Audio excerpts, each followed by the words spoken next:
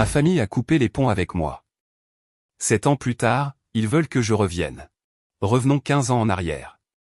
J'avais 20 ans à l'époque, j'entamais ma dernière année d'université et je me préparais à entrer en école de commerce ou de droit. J'étais dans l'équipe de baseball, j'avais une excellente moyenne et des parents formidables. Ma famille élargie était composée de gens du monde des affaires et du droit, donc la vie était belle.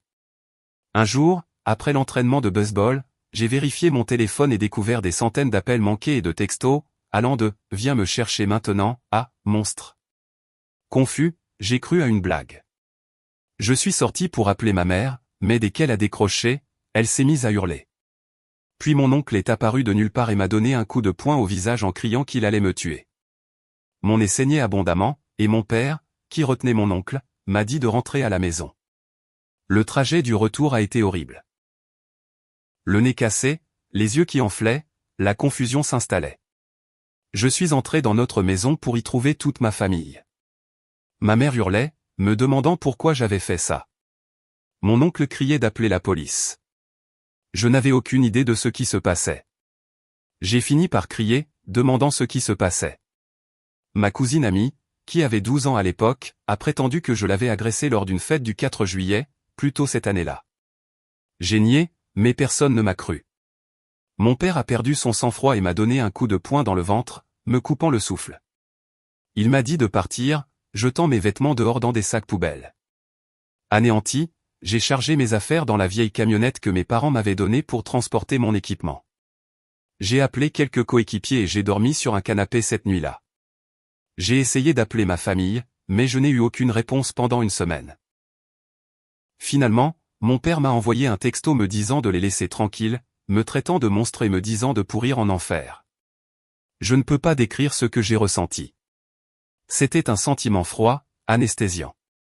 Quelques semaines plus tard, l'université m'a appelé pour me dire que mes frais de scolarité étaient dus. Mes parents m'avaient aidé avec les paiements, mais maintenant, tout contact avec eux était bloqué. Avec peu d'économies, j'ai dû quitter l'équipe de baseball et trouver un travail à plein temps pour payer le solde restant.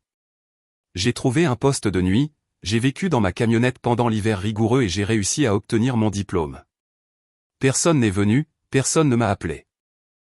Cette nuit-là, assis dans ma camionnette, je me suis effondré. J'ai acheté plusieurs bouteilles de whisky et j'ai sombré dans une période sombre pendant 2 ans. J'ai enchaîné les petits boulots, ma santé mentale était anéantie. Le whisky et la drogue sont devenus mes amis. Je ne faisais confiance à personne et je fuyais de peur dès que je voyais un enfant. Les étés et les hivers étaient brutaux, et c'est un miracle que je ne sois pas mort de froid, de déshydratation ou que je ne me sois pas fait agresser en dormant dans ma camionnette. Puis, ma camionnette est tombée en panne. La climatisation et le chauffage qui m'avaient protégé n'existaient plus. Je ne pouvais plus continuer comme ça. Désespéré, je suis monté sur le toit d'un immeuble, je me suis approché du bord, prêt à sauter. J'ai regardé mon téléphone, priant pour que quelqu'un de ma famille appelle ou envoie un texto pour me sauver. Fermant les yeux, prêt à ne plus souffrir, j'ai entendu une voix derrière moi dire « Arrêtez !» J'ai regardé derrière moi et j'ai vu une femme courir vers moi, me suppliant de redescendre. Mon esprit s'emballait, mon corps était en conflit. Elle m'a tendu la main, me priant de descendre. C'est comme si un esprit avait pris possession de moi, j'ai tendu la main, je suis descendu et je me suis effondré. Les ambulanciers ont été appelés et m'ont emmené à l'hôpital. J'y ai passé 2 jours avant d'être autorisé à sortir. En sortant, la femme qui m'avait arrêté m'attendait. Elle a couru vers moi, me demandant si j'allais bien. Mon esprit s'est figé et j'ai juste dit « non ». Elle a demandé si j'avais de la famille pour venir me chercher. J'ai dit non. Elle a demandé si j'avais un endroit où rester. Encore une fois, j'ai dit non et j'ai commencé à m'éloigner. « Où allez-vous » a-t-elle demandé. Je ne sais pas. Eh bien, avez-vous faim? Non. Vous ne connaissez pas d'autre mot que celui-là. Je ne sais pas. Eh bien, vous ne pouvez pas vivre dans la rue ce soir. Venez chez moi, je vous préparerai à dîner. Pourquoi? Parce que vous avez l'air d'avoir besoin d'un ami. D'accord. Son appartement était magnifique, rempli de livres et de peintures historiques, comme un musée. Elle s'est présentée, Rachel, 22 ans, elle travaillait dans l'entreprise de son père. Nous avons parlé pendant ce qui m'a semblé des jours, même si ce n'était que 3 heures. J'ai évité de parler de mon passé. Je suis resté avec elle pendant 3 semaines. Elle m'a aidé à trouver un travail à la réception dans l'entreprise de son père. Pendant cette période, j'ai arrêté de boire et j'ai arrêté net la drogue. Rachel me conduisait au travail tous les jours, me préparait le petit déjeuner et le dîner. Nous avons passé beaucoup de temps ensemble pendant ces 3 semaines. J'ai commencé à chercher mon propre logement, lui disant qu'elle en avait assez fait. Elle m'a dit de rester. Je lui ai demandé pourquoi elle était si gentille avec moi. J'ai commencé à crier et à pleurer en même temps. Elle a pris ma main, m'a dit de m'asseoir et a essayé de me serrer dans ses bras, mais je me suis dégagé en marmonnant que je ne le méritais pas. Elle m'a supplié de rester jusqu'à ce que je voie un thérapeute. Mon esprit s'est de nouveau brisé. Je crois que je tournais en rond en marmonnant, avant de m'arrêter et de réaliser où j'étais. Puis j'ai dit oui. Pendant 4 semaines, j'ai vu un thérapeute que Rachel a payé. Je ne me suis pas complètement ouvert, mais j'ai suffisamment parlé pour faire des progrès. Rachel m'a ensuite invité chez ses parents pour l'anniversaire de son père. La fête était remplie de membres de la famille de Rachel. Les souvenirs de cette nuit-là ont ressurgi dans ma tête. Je suis resté assis seul la plupart du temps, buvant de l'eau et trouvant des moyens de me cacher dans la salle de bain. Quand nous nous sommes tous assis dans le salon, ils n'arrêtaient pas de me poser des questions sur ma famille et mon passé, encore et encore. J'ai craqué. Ils m'ont renié pour avoir prétendument agressé ma cousine, ce que je n'ai pas fait. Personne ne me croira jamais, et je marcherai seul sur cette terre. J'ai été battu par mon propre père et ma famille m'a rejeté dans ce monde froid pour y mourir seul. S'il vous plaît, laissez-moi quitter cet endroit. Je ne le mérite pas, oublier que je suis jamais venu ici. J'ai couru vers la porte et j'ai essayé de l'ouvrir quand le père de Rachel m'a attrapé par l'épaule. Je me suis effondré sur le sol, attendant d'être frappé, les larmes coulant sur mon visage. Lentement, j'ai ouvert les yeux et je l'ai vu. Allez-y, frappez-moi, ai-je gémi. Le père de Rachel, John, a parlé, mon fils, je passe ma vie à regarder les gens dans les yeux. Je vois quand les gens mentent ou disent la vérité. Je peux voir la blessure et la vérité dans tes yeux. S'il te plaît, laisse-nous t'aider. S'il te plaît, reste. J'ai poussé un cri que je ne veux plus jamais refaire. Je me suis effondré dans ses bras, et toute la famille s'est rassemblée autour de moi. Je me suis enfin senti désiré. Les années suivantes sont passées à toute vitesse. Rachel et moi nous sommes mariés. Son père, John, m'a aidé à aller en école de commerce. J'ai obtenu un excellent poste dans son entreprise, j'ai acheté ma première voiture et ma première maison, et je suis resté sobre pendant 7 ans. Nous attendions notre premier petit garçon. Je suivais une thérapie 2 fois par mois maintenant. J'avais l'impression que la vie me laissait enfin être libre. Je traitais Rachel comme la reine qu'elle est, celle qui avait tendu la main dans les ténèbres pour me sauver. Puis est arrivé l'appel tristement célèbre. J'étais dans mon bureau quand mon téléphone portable a sonné. Je n'ai pas regardé l'identifiant de l'appelant et j'ai juste répondu. Allô? Opie, c'est toi? Oh mon Dieu, Opie, a dit une voix. Qui est-ce? C'est maman. J'ai raccroché le téléphone et j'ai failli le jeter. Les pensées fusaient dans mon esprit et je ne pouvais pas les contrôler. Le téléphone a de nouveau sonné. Je l'ai envoyé sur la messagerie vocale. J'ai appelé Rachel et elle est venue à mon bureau pour me calmer. Mon téléphone explosait d'appels et de textos. J'ai dû l'éteindre. Cette nuit-là, je l'ai rallumé et ils étaient là, les textos et les appels, similaires à la dernière fois. Cette fois, c'était « Appelle-nous, s'il te plaît, je suis désolé, pardonne-moi ». Mais c'est un message de ma mère qui m'a glacé.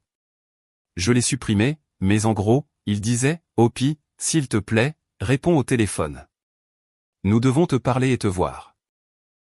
Nous t'avons toujours aimé et avons prié pour toi. » Amy, qui a maintenant 19 ans, s'est manifestée et a dit la vérité sur ce qui s'est passé il y a toutes ces années. Nous sommes tellement en colère contre elle et nous voulons réparer les choses. Nous voulions juste la protéger car elle n'était qu'une enfant et nous pensions bien faire. S'il te plaît, appelle-nous. Après 2 semaines de réflexion et en voyant mon thérapeute tous les jours, j'ai décidé que je devais voir mes parents. Je leur ai envoyé un texto avec l'heure, le lieu, et leur ai demandé de venir seuls, sans autres membres de la famille. J'ai écrit toutes les questions que je devais connaître. Ma femme et moi nous sommes entraînés à parler pour que je puisse rester calme pendant la conversation, avec un plan en place pour qu'elle puisse rapidement me faire sortir si je perdais mon sang-froid. Le jour où nous nous sommes rencontrés dans un café, ma mère et mon père ont couru vers moi, les bras ouverts. Ma femme s'est interposée et leur a dit, « Pas de câlin, s'il vous plaît, asseyez-vous. » Ma femme m'a commandé un coca et des glaçons à mâcher pendant qu'ils parlaient. Elle a tenu ma jambe alors que je commençais à parler. « Pourquoi ?» ai-je demandé. Ils ont expliqué qu'il y a quelques semaines, Amy avait convoqué une réunion de famille et avait avoué avoir menti sur ce qui s'était passé. Elle était jeune et stupide, elle voulait juste l'attention et l'amour de sa famille et des inconnus. Elle a pu aller à Disney World, en Europe, a eu de grandes fêtes, a reçu une nouvelle voiture, de l'argent, et a vécu une vie de luxe pendant que je vivais en enfer.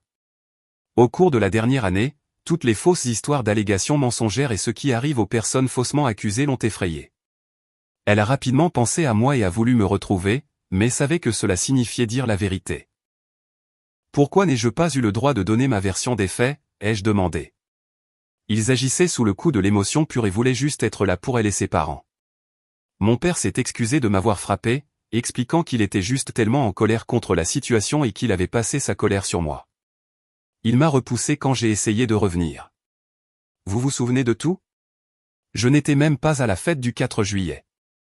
Je jouais au baseball dans un autre état. Leurs visages se sont figés et sont devenus blancs. Ma mère a failli vomir. Mon père a bégayé, « Non, non, non, tu étais là, n'est-ce pas ?» Je leur ai montré une photo de moi et de mes amis de ce jour-là. Deuxièmement, pourquoi mes frais de scolarité universitaire et mes plans de repas ont-ils été annulés? Ma mère avait l'air perplexe. Non, nous avions gardé ça pour toi. Mon père s'est de nouveau figé. Je voulais soutenir mon frère, a-t-il expliqué. L'argent destiné à tes études et à ta nourriture, je le lui ai donné. C'est pour ça qu'ils ont fait tous ces voyages et ont eu de nouvelles voitures. Ma mère s'est mise à crier. J'ai tout expliqué. Ma mère m'a supplié d'arrêter de parler. Mon père avait l'air brisé. J'ai détaillé ce que ma vie était devenue, tous mes problèmes et mes peurs. J'ai expliqué comment j'avais dû abandonner le baseball pour trouver un travail. Ça les a anéantis. Les gens autour de nous semblaient entendre cette conversation et leur lançaient des regards noirs. Finalement, j'ai demandé, alors, quelle sera sa punition? Elle doit s'excuser et se racheter auprès de toi, ont-ils dit. Comment? Et si elle vivait dans une camionnette pendant 2 ans? Se faisait renier? Faisait une annonce publique? Ou mieux encore, rembourser tout l'argent qui était destiné à mes études et à ma nourriture? Peut-être nous enverrait-elle à Disney World, en Europe, et nous achèterait-elle de nouvelles voitures? Elle ne peut pas faire ça. Elle a toute sa vie devant elle. Nous ne pouvons pas la détruire. Elle a détruit la mienne. Non, c'est différent. Qu'est-ce qui est différent? Dites-le. Non, s'il te plaît, arrête. Oh, je vois. C'est normal de détruire une vie, mais quand vient le moment de payer les pots cassés, elle reçoit la pire punition de toutes, c'était une vilaine bêtise, ne recommence pas, maintenant allons manger une glace. C'est bien ça, la conversation, n'est-ce pas? J'en avais fini. J'avais dit ce que j'avais à dire. Je me suis levé et j'ai dit, vous avez perdu votre fils il y a 7 ans. Il est parti. Passez à autre chose. Oubliez-le et profitez de votre vie, puisque vous l'avez déjà fait pendant 7 ans sans lui. Maman, papa, au revoir. Ma femme et moi sommes sortis, les laissant à la table, en larmes. Je ne les ai pas revus depuis. Je reçois des appels et des messages de temps en temps, me souhaitant le meilleur. D'après ce que j'ai vu sur Facebook, Amy est allée à l'université, mais a dû la payer elle-même, sans prêt ni soutien. Sa voiture de luxe lui a été reprise et on lui a donné une vieille guimbarde des années 1990. Pour être honnête, ce n'est pas assez, mais je m'en fiche. Peut-être qu'un jour je la reverrai, elle et eux. Mais pas maintenant. J'ai encore un long chemin de guérison à parcourir.